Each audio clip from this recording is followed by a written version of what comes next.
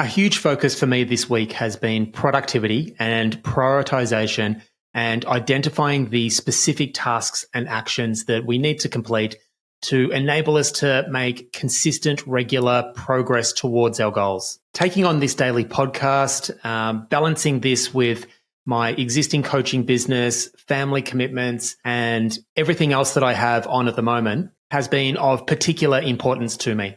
The last thing I wanted to do was take on a new adventure like this and have my existing business suffer as a consequence. All my family commitments take a hit for that matter. So this whole week has been about time management, prioritization, and how we can identify those next steps that are going to really help us move the needle towards what it is we're ultimately trying to move towards, all while maintaining a sense of balance and trying as much as we can to enjoy the journey along the way. Hello there, Paul Heron here, and welcome to the From Zero to Marketing Hero podcast. This podcast is my year-long challenge to myself to record, upload, post a podcast episode every single day for 12 months in the hope that I can finally get my head around and master some of the strategies or some of the marketing strategies required to enable my ideal perfect client to find out who I am and have them attracted into my business in ethical ways in line with my values. So as I said, this last few days has turned into a bit of a productivity series in some ways. It started off by me not intending to think about productivity again, but on Sunday, I spoke to how I organize my day and how I use Google Calendar, I color code, I make sure that the most important tasks are done as close to the start of the day as possible, all with the goal of having successful days. And for me, that's really important. Being a visual type person, being able to see in my calendar everything that I've got on, everything that's important, ensuring that there's enough space in between in case my day takes a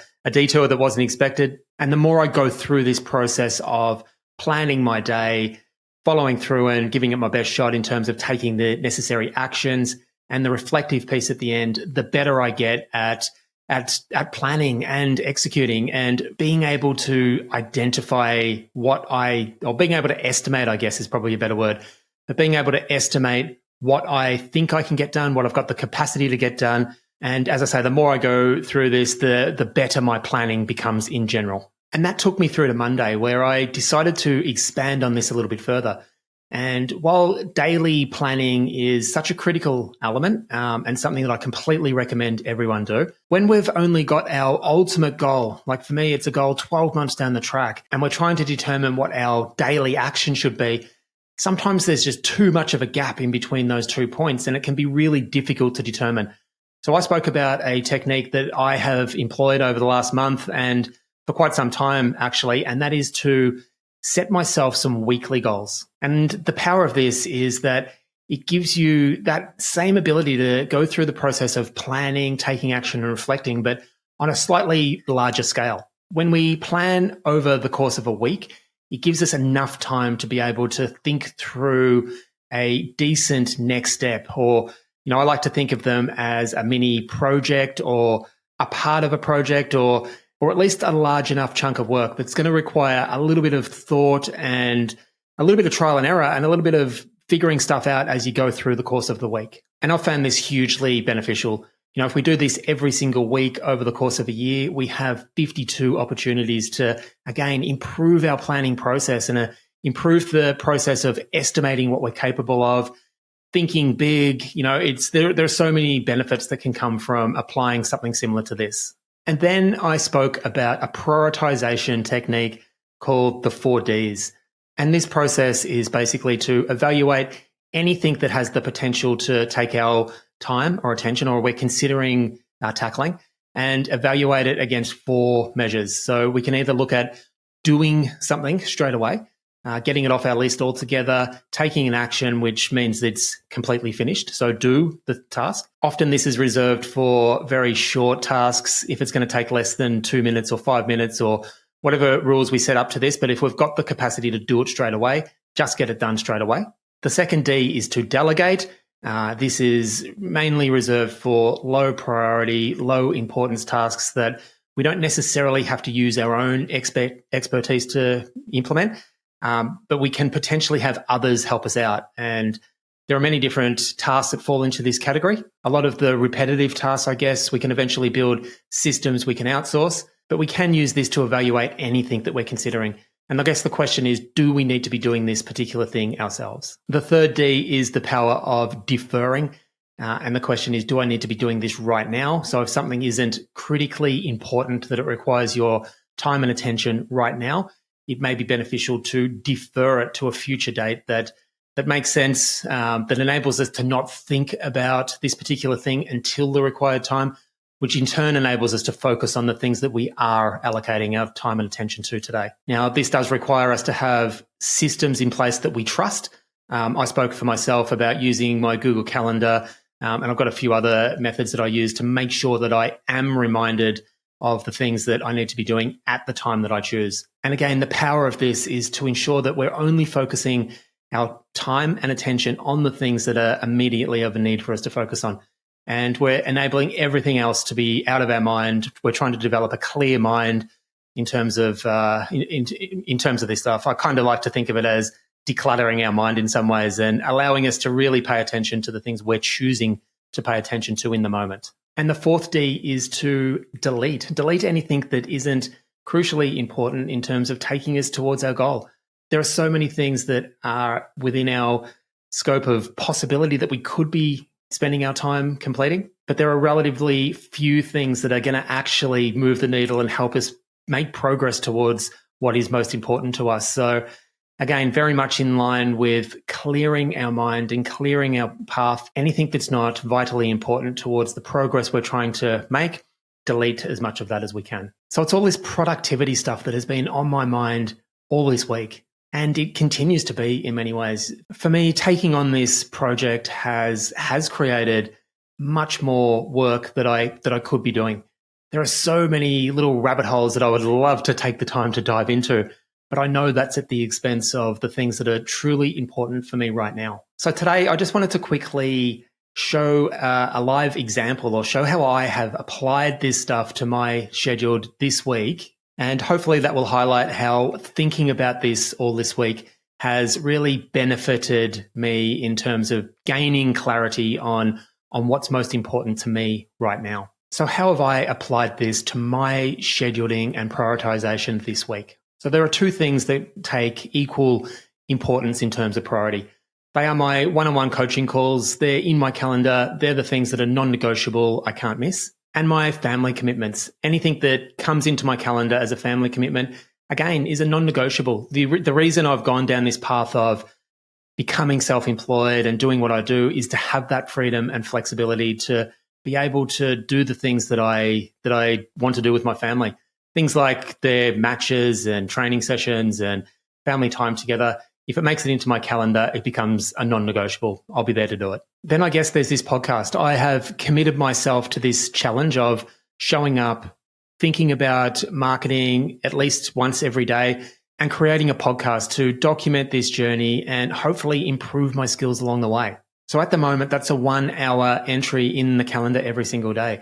My goal at the moment, at least, may change in the future, is to go from idea through to filming, through to editing and posting in an hour every day. And that boundary is really important. For me to be able to fit everything in, it's important that I can practice sticking to these time-bound constraints. So that's a lot in the calendar already. That's a big chunk of my week is taken up with these things that are longer-term commitments that I have made to myself and to my family. But how do I ensure that the little weekly projects that I've set myself are actioned and I do continue to make progress on these things that I've determined are most important?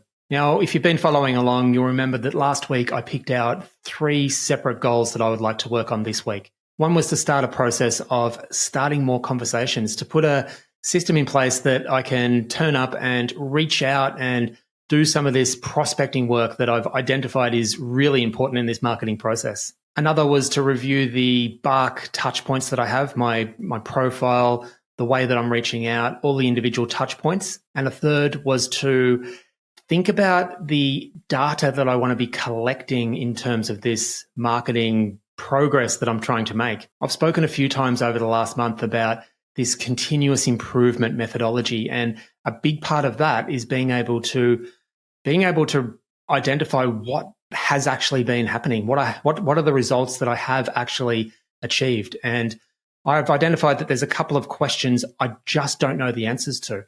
Things like how many visitors are looking at my website on a daily, weekly basis. I just don't know. Things like the outbound contact attempts that I've made. In the past, if you asked me how many I had attempted or completed and what the results of that were, I have no idea.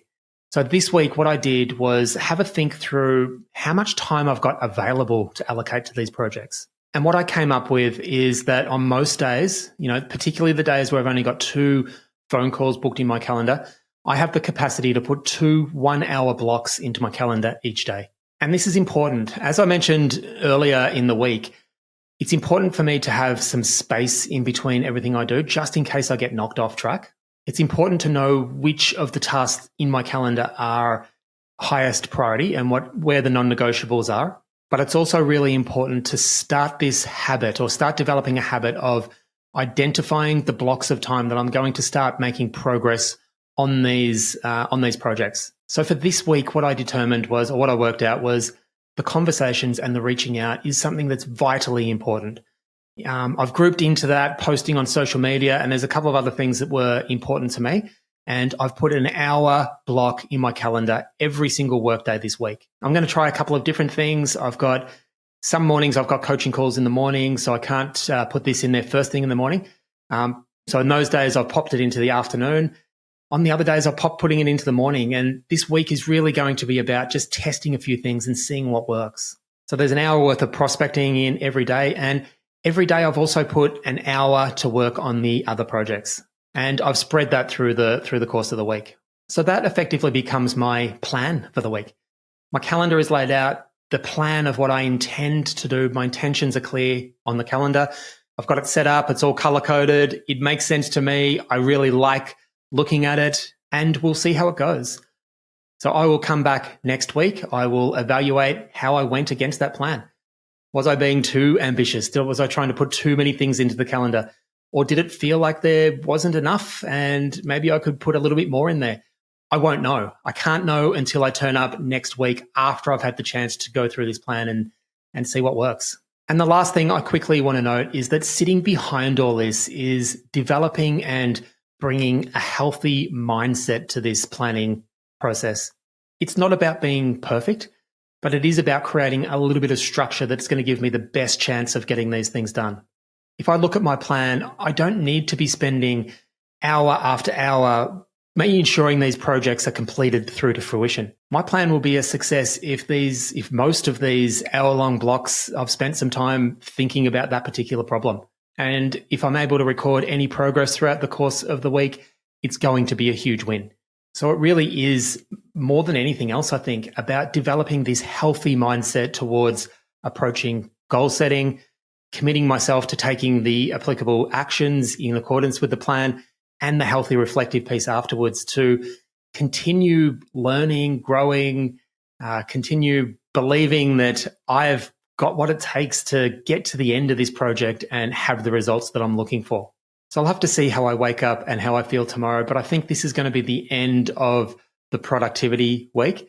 But I was having a thought this morning, there is so much information that I have in terms of tips and tricks and strategies to optimize your productivity and give yourself the best chance possible of developing your own recipe for success, trusting yourself with taking the actions that you know you need to be taking to make progress towards your goals.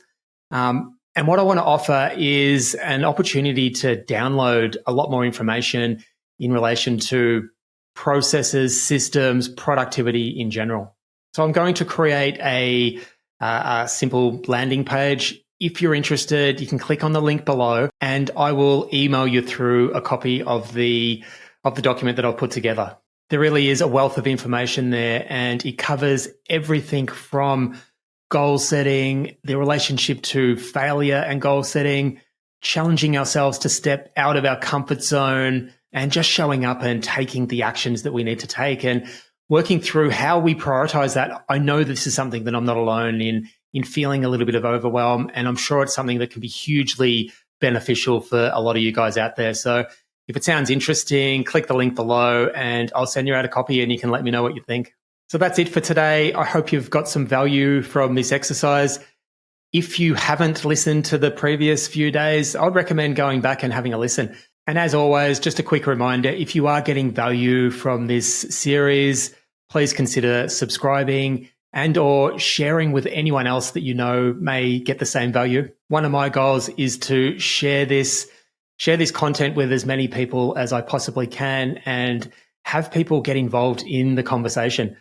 The best way to do that is to head over to my website. It's paulheron.com. There is a link below, but come on over. There's a ton of information. There's a link to a Facebook group, which is the perfect place to start these conversations. There's links to all the podcast episodes. If you think you can provide value on the show as a guest, there's a link there to start the process of getting involved. And you can also contact me directly there with anything that you might want to say, add, contribute. I'd love to hear from you. So I hope you all have a fantastic day. Until tomorrow, bye for now.